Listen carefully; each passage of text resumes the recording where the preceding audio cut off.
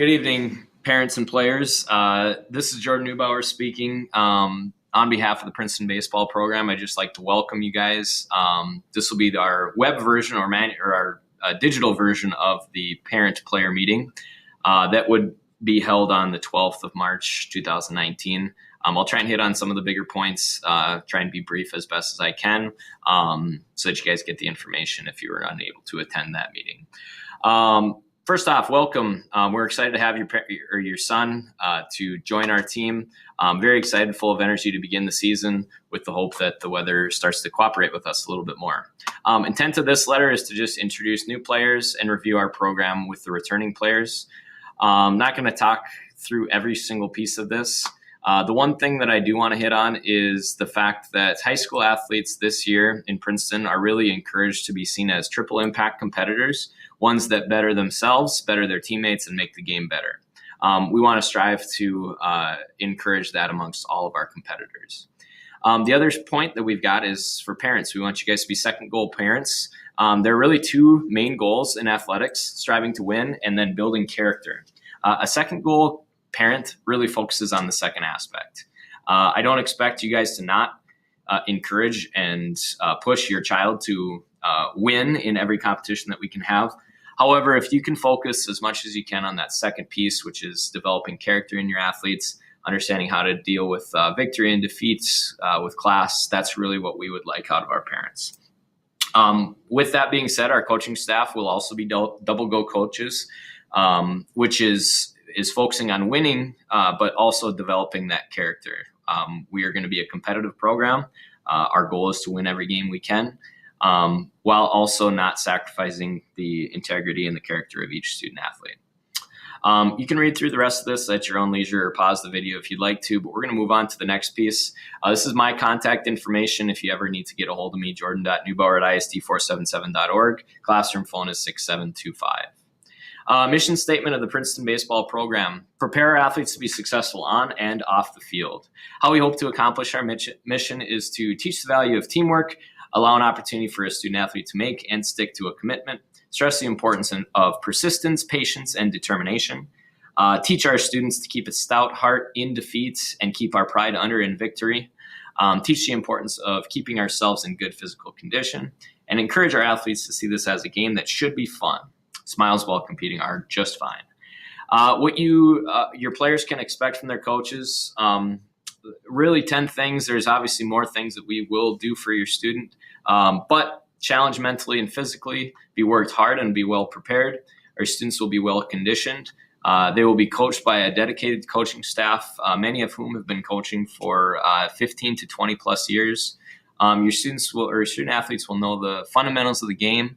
They'll develop strong and positive relationships that are based on trust and respect. We really value respecting our players as young men, because that's really what they are. Your student athletes will be held accountable and fulfill a role within our program. This is both through the ups and the downs. If your child has something that we don't necessarily care for or breaks a rule, they will be held accountable for that. And hopefully our teammates will do their part in encouraging student athletes to do the right thing.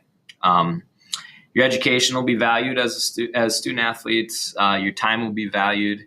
And ultimately, all of these things will be aided towards achieving individual and team success. Next part of this is for players. Each Princeton baseball player will be held to these standards. First one is academic.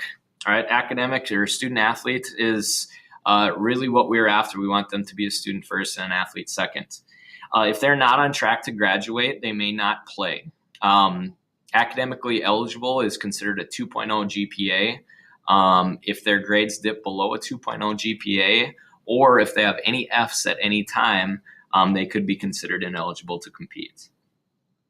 Complete assignments in a timely manner and to the best of your ability. Be prepared for class every day and be on time. If you are struggling, seek help and assistance. Now, if our grades do slip before or below a 2.0, or if you're having a failing grade at some point, this may be considered an excused absence if you have to stay after school to work with the teacher and miss practice. However, that being said, this could also impact your playing time. So that's a big piece. You can be excused to work on something. However, that would impact your playing time for the next game.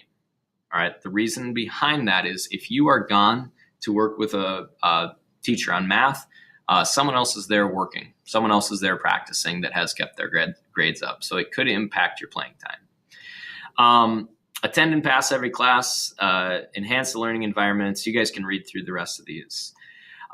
Grade checks. These will happen periodically. I've got them set at every 2 weeks. My alarm goes off on my phone. This is when I will be checking grades this year. I expect that all Princeton Tiger athletes respect the community, school, facilities, coaches, and teammates, and respect ourselves. Any athlete who receives an office discipline referral will miss time the next game. This is at the coach's discretion. For practice and games, we expect that you guys practice and play hard. Spots are earned, not given at the just about any level of play, but most definitely at the varsity and JV and 9th grade levels. Everyone will get equal practice time, but not equal game time. However, I do reserve the right to hold someone out of a drill or a practice experience if they are a safety concern to themselves. Understand that even an excused practice can result in a loss of game time or a lack of game time. And again, we talked about this. If you're not at practice, remember that your teammates are. Part of committing to that sport is committing to be at all practices to the best of your ability. We'll let you guys read through the rest of this. Foul language will result in a bat run. Hustle required on and off the field. Practice hat or Princeton hats should always be worn forward. Baseball pants are required at all practices. This includes indoor and outdoor practices. While we are encouraging our players to be student athletes, we want to make sure we keep our priorities in line. This was something I stole from my college coach. Priorities should maintain in this order. Family and faith come first, school comes second, extracurriculars come third, and then work and social life comes fourth. I do not consider work to be an excused absence over a practice or a game. You have your whole life to work. You got 3 to 4 years to play high school activities. If this is not for you or if this is not something you can commit to, then we might need to rethink your position on the team. Substance use. Drugs or alcohol jeopardize your role within our program. Each case will be dealt with individually based on the severity of the offense, but if there's a Minnesota State High School League violation, we have to adhere to the activities department rule. Social media, make sure that you are smart with your social media and technology. This is a new thing that hasn't been around forever, but does positively and negatively impact the team. So be careful on what you put out there and just know that everything is permanent. Travel. We encourage players to travel to the game in their game pants. We will not change in the opposing team's dugout. Please make every effort to travel home with your team, as I see this as an excellent time to bond with your teammates. Practice and game non-negotiables. I will let you guys read through these. I'm not going to read each one of them, but if you need to, pause the video, read through. The parents' role, we talked about this a little bit as well at the beginning, but please make it an effort to be a second goal parent.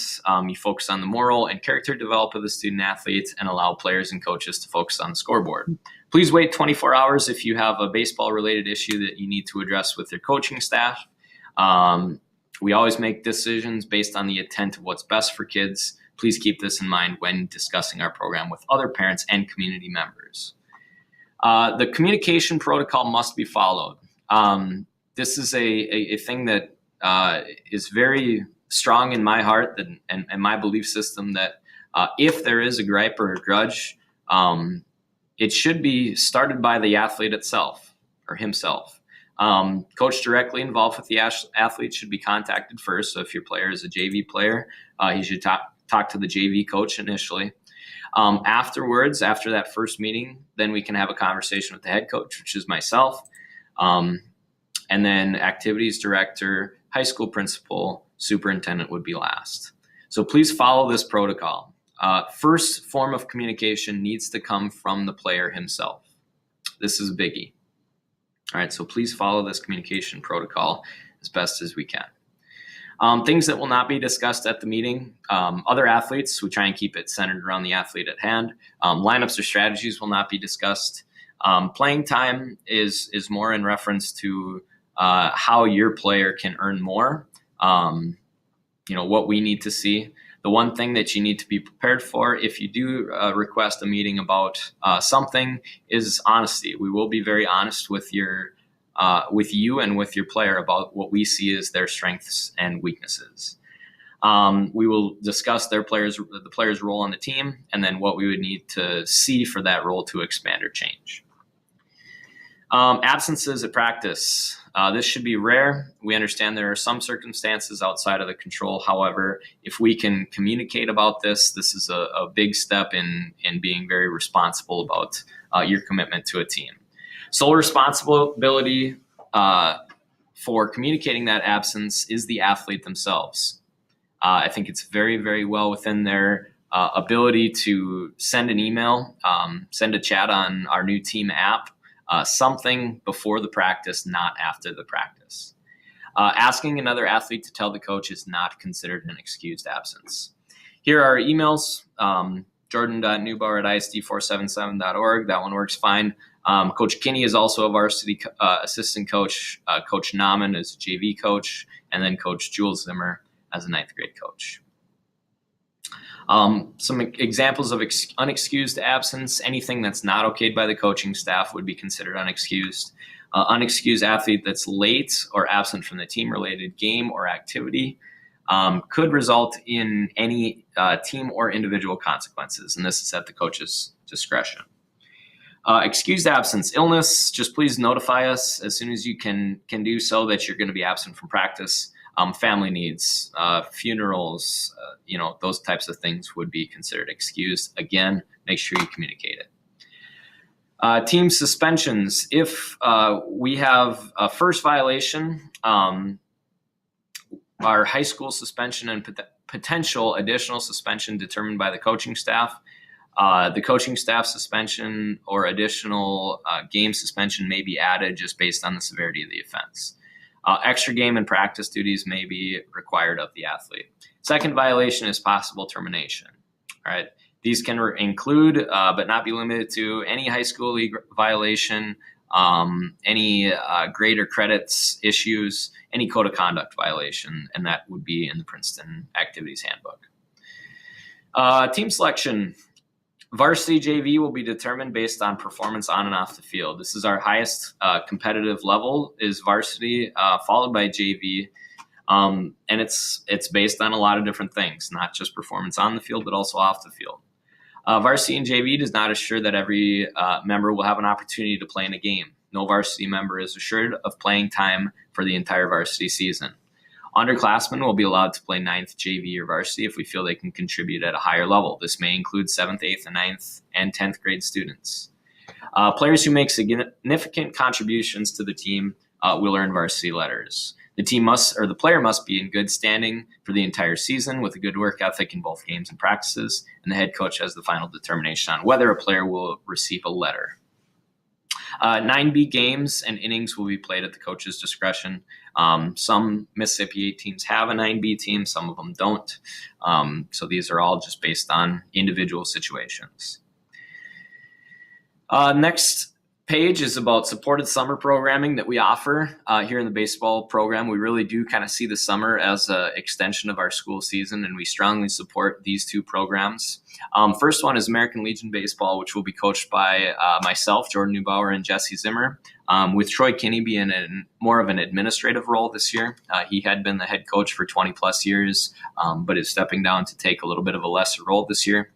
This is for 15 to 18-year-olds that are asked by the varsity coaching staff. This is our most competitive level of play. American Legion has been a very strong program in our community for many years, and we've had many excellent players come through this program. 2016 team was a District 10 champ and competed at the 2016 Legion State Tournament. Games traditionally start at about 6:30 and are played in doubleheaders. Home contest will be played at Solheim. VFW, currently I am the head coach of that as well. Assistant coach is to be determined. The people that would play in this are 9th and 10th graders, so people that are just getting done with 9th and just getting done with 10th grades. It's a developmental league who plays in a very, very tough league throughout the Midwest, including teams like Cold Spring, St. Cloud Tech, Apollo, Cathedral, Sauk Rapids, Brainerd, Buffalo. This starts at 10 a.m. and traditionally is played in a 7-inning and a 5-inning doubleheader format. Athletes may play both VFW and Legion and may be asked to do both.